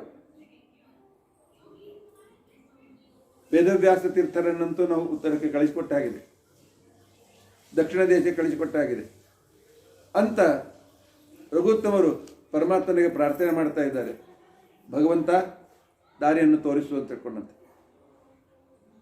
ಆ ಮಣ್ಣೂರಿನಲ್ಲಿ ಒಂದು ಸಿರಿವಂತ ಕುಟುಂಬ, ಭಾಗಪ್ಪಯ್ಯ, ಕೃಷ್ಣಪ್ಪಯ್ಯ, ಯಾದಪ್ಪಯ್ಯ ಅಂತ ತಿಳ್ಕೊಂಡಂತ ಹೇಳಿ 3 ಜನ ಅಣ್ತಮ್ಮಂದರು, ಆಗರ್ಭ ಸಿರಿವಂತರು. ಲೇವಾದೇವಿ ವ್ಯವಹಾರ, ಬಂಗಾರ ಇಟ್ಟುಕೊಂಡು ಹಣ ಸಾಲ ಕೊಟ್ಟು ಮತ್ತೆ ಬಡ್ಡಿ ಸಹಿತ ವಾಪಸ್ ತೆಗೆದುಕೊಂಡು ಹಣವನ್ನು, ಅವರ ವಸ್ತುವನ್ನು ತಿರುಗಿ ಕೊಡ್ತಕ್ಕಂಥವರು. ಅತ್ಯಂತ ವಿಜೃಂಭಣೆಯಿಂದ ಅವರ ವ್ಯಾಪಾರ ಕೂಡ ನಡೀತಾ ಇದೆ. ಆದರೆ ಭಗವಂತನ ಇಚ್ಛೆ ಹೇಗಿರ್ತದೆ ಗೊತ್ತಿಲ್ಲ. ಹರಿಚಿತ್ತ ಸತ್ಯ, ನರಚಿತ್ತಕ್ಕೆ ಬಂದಂತೆ ನಡೆಯೋದಿಲ್ಲ. ಅವರ ತಮ್ಮ ಕೃಷ್ಣಪ್ಪಯ್ಯ ಸಣ್ಣ ವಯಸ್ಸಿನ ಹೆಂಡತಿ, ಅದೇ ಹುಟ್ಟಿ 1-2 ವರ್ಷ ಆಗಿದ ಶ್ರೀನಿವಾಸ ಅಂತನ್ನುವ ಬಾಲಕ, ಅವನನ್ನು ಬಿಟ್ಟು ಕೃಷ್ಣಪ್ಪಯ್ಯ ಸ್ವರ್ಗಸ್ಥನಾಗಿದ್ದ. ಇದರಿಂದ ಯಾವಾಗಲೂ ಸಂಸಾರದಲ್ಲಿ ಸುಖವೇ ಇದೆ, ಸಂಸಾರದಲ್ಲಿ ದುಃಖ ಇಲ್ಲ ಅಂತ ಹೇಳಿ ಸಿರಿವಂತಿಕೆಯಿಂದ ತಿಳಿದುಕೊಂಡಿರ್ತಕ್ಕಂಥ ಯಾದಪ್ಪಯ್ಯನಿಗೆ ಬಹಳ ಮನಸ್ಸು ಘಾಸಿಯಾಗಿದೆ. ಲೇವಾದೇವಿ ವ್ಯವಹಾರ ತಮ್ಮಂದರಿಂದ ನಡೆಸಿ ದಿನಾಲು ಮಠಕ್ಕೆ ಬಂದು ಪಾಠ ಕೇಳುವ ವ್ಯಕ್ತಿ. ಶಾಸ್ತ್ರಗಳಲ್ಲಿಯೂ ಕೂಡ ಸ್ವಲ್ಪ ವಿಶೇಷವಾಗಿರ್ತಕ್ಕಂಥ ಇಲ್ಲದೇ ಇದ್ದರೂ ಕೂಡ ಪರಿಚಯ ಇತ್ತು, ಪ್ರವೇಶ ಇತ್ತು. ತಮ್ಮ ಹೋದ ಮೇಲೆ 1-2 ತಿಂಗಳು ಆದ ಮೇಲೆ ಎಲ್ಲ ಜವಾಬ್ದಾರಿಯನ್ನು ಕೊನೆಯ ತಮ್ಮ ಯಾದಪ್ಪಯ್ಯನಿಗೆ ಒಪ್ಪಿಸಿ ಸ್ವಾಮಿಗಳನ್ನು ಏಕಾಂತದಲ್ಲಿ ಭೇಟಿಯಾಗಿದ್ದಾರೆ ರಘುತ್ತಮರಲ್ಲಿ. ಸ್ವಾಮಿ, ನನಗೆ ನಿಜವಾಗಿಯೂ ವೈರಾಗ್ಯ ಉಂಟಾಗಿದೆ, ನನಗೆ ಸನ್ಯಾಸ ಕೊಡಿ. ನಾನು ಯಾವುದೇ ಮಠದ ಉತ್ತರಾಧಿಕಾರಿ ಆಗಬೇಕು ಹಾಗೆ ಹೀಗೆ ಯಾವ ಆಶೆಯನ್ನು ಇಟ್ಕೊಂಡಿಲ್ಲ. ಕೇವಲ ತಮ್ಮ ಸನ್ನಿಧಾನದಲ್ಲಿ ಮನೆಯ ಹೆಂಡತಿ ಮಕ್ಕಳು ಅಂತ ಇಟ್ಕೊಂಡ್ರೆ ಅಧ್ಯಯನ ಆಗೋದಿಲ್ಲ. ಮುಕ್ತಿದಾಯಕವಾಗಿರ್ತಕ್ಕಂಥ ವಿದ್ಯೆ ನಿಮ್ಮ ಮುಖದಿಂದ ನಾನು ಕಲಿಬೇಕು ಅಂತ ತಿಳ್ಕೊಂಡು ಅಂತೇಳಿ ಬಂದಿದ್ದೇನೆ. ನನ್ನ ಮೇಲೆ ಅನುಗ್ರಹ ಮಾಡಿ ಈಗಾಗಲೇ ನನಗೆ 35 ವರ್ಷ, ನಾನು ಇನ್ನೂ ಶಾಸ್ತ್ರ ಬಹಳ ಕಲಿಬೇಕಾಗಿದೆ, ಇನ್ನೂ ಲೇಟ್ ಮಾಡಿದ್ರೆ ಆಗೋದಿಲ್ಲ ಅಂತ ಹೇಳಿ ರಘುತ್ತಮರಿಗೆ ಶರಣಾಗತರಾದಾಗ ರಘುತ್ತಮರು ಅವರಿಗೆ ನೋಡಿದರು, ಜ್ಞಾನದೃಷ್ಟಿಯಿಂದ ಅವರನ್ನು ಪರಿಶೀಲಿಸಿದರು. ಈ ವ್ಯಕ್ತಿಯ ಉತ್ತಮವಾಗಿರ್ತಕ್ಕಂಥ ಸ್ಥಿತಿ ಕರ್ಮಗಳು ಪಕ್ವವಾಗಿವೆ, ಮೋಕ್ಷಕ್ಕೆ ಯೋಗ್ಯನಾದ ವ್ಯಕ್ತಿ. ಅಷ್ಟೇ ಅಲ್ಲ, ಮುಂದೆ ನಾನು ಸಂಚಾರಕ್ಕೆ ಹೋದ್ಮೇಲೆ ನಮ್ಮ ವಿದ್ಯಾಪೀಠವನ್ನು ಸಮರ್ಥವಾಗಿ ನೋಡಿಕೊಳ್ಳೋದಕ್ಕೋಸ್ಕರ ಅತ್ಯಂತ ಸಮರ್ಥನಾದ ವ್ಯಕ್ತಿ ಆಗ್ತಾನೆ ಅಂತನ್ನೋದನ್ನು ಮಾಡಿ ಆಶ್ರಮವನ್ನು ಕೊಟ್ಟು ಅವರಿಗೆ ವೇದೇಶ ತೀರ್ಥರು ಅಂತ ತಿಳ್ಕೊಂಡು ಅಂತ ಹೇಳಿ ಹೆಸರನ್ನಿಟ್ಟಿದ್ದಾರೆ. ಭಾಗಪ್ಪಯ್ಯ ವೇದೇಶ ತೀರ್ಥರಾಗಿದ್ದಾರೆ. ವೇದೇಶ ತೀರ್ಥರ ಸಾಧನೆ ಅತ್ಯಂತ ಅದ್ಭುತವಾಗಿರ್ತಕ್ಕಂಥ ಸಾಧನೆ. ಇಂತಹ ಅದ್ಭುತವಾಗಿರ್ತಕ್ಕಂಥ ಸಾಧನೆ 1-2 ವರ್ಷಗಳಲ್ಲಿ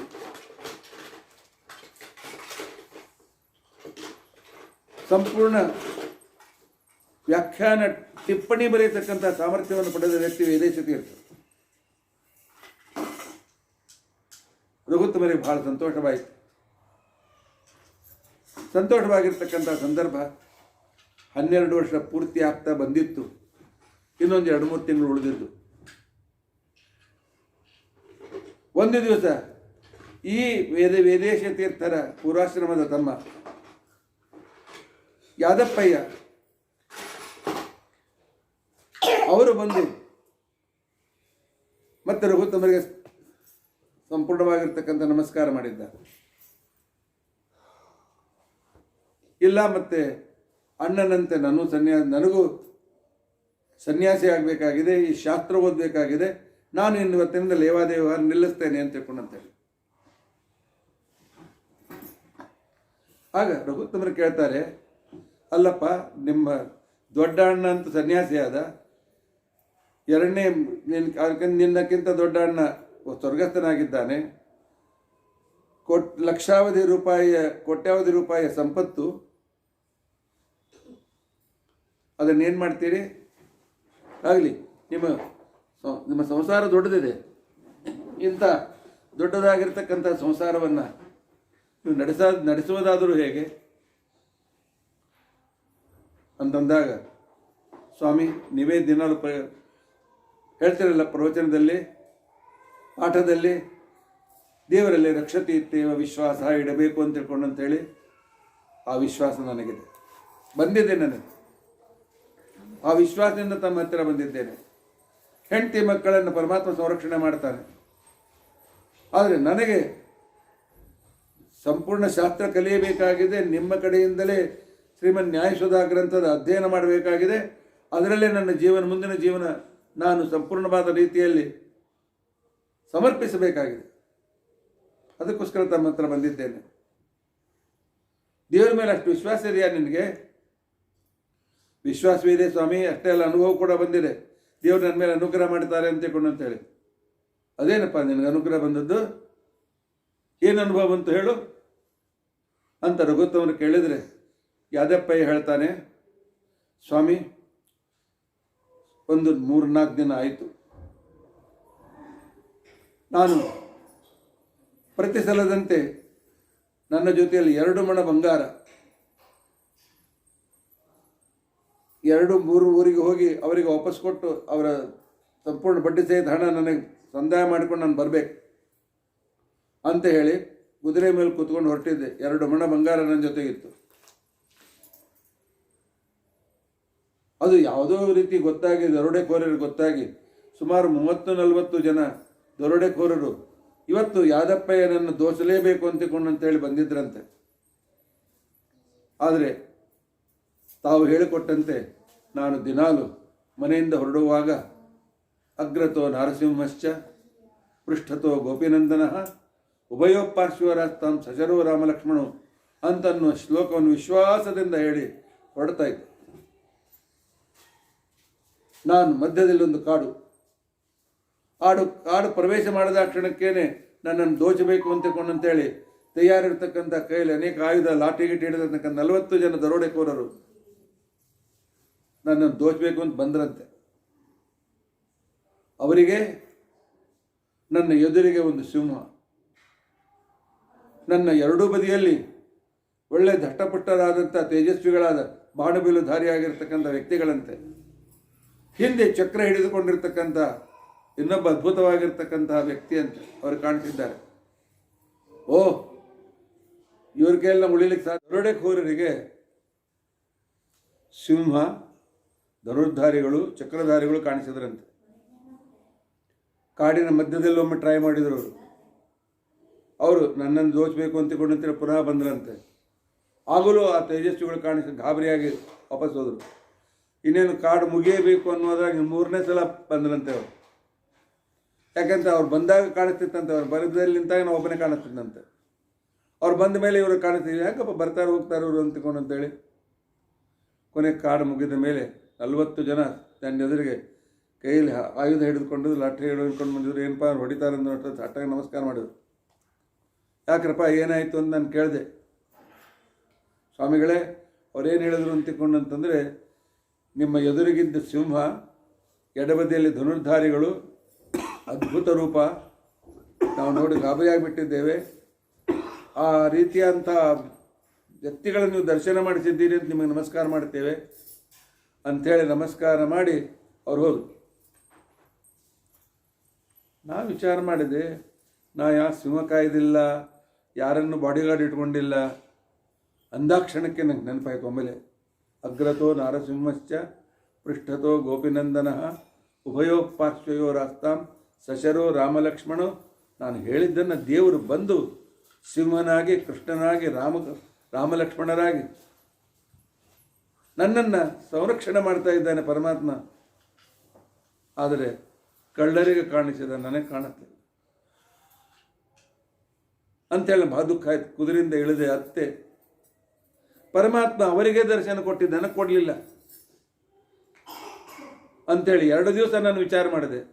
ಇಲ್ಲ, ದೇವರ ದರ್ಶನವಾಗದೆ ಹೊರತು ಈ ಜನ್ಮ ಸಾರ್ಥಕವಲ್ಲ ಅಂತನ್ನೋದು ನನಗೆ ನಿರ್ಧಾರಕ್ಕೆ ಬಂದೆ.